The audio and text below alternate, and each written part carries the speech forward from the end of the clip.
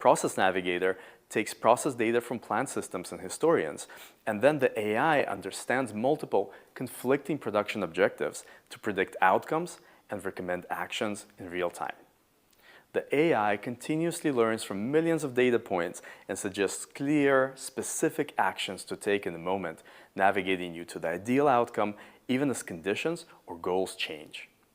So, this is how Process Navigator works. First, we set our production objectives. These can be conflicting. For example, we can decide to optimize yield, quality, and energy at the same time. Second, Process Navigator can suggest optimal settings for your processes, kind of like setting optimal routes in navigation. Thirdly, Process Navigator monitors production and provides operators with a simple view you can see here, and clear recommendations on how to adjust settings in real time, and also the potential impact of this recommendation on their shift. The result? You can see exactly how your processes performed using Process Navigator for every time period. Process Navigator can cover multiple shifts, multiple products, and multiple process types.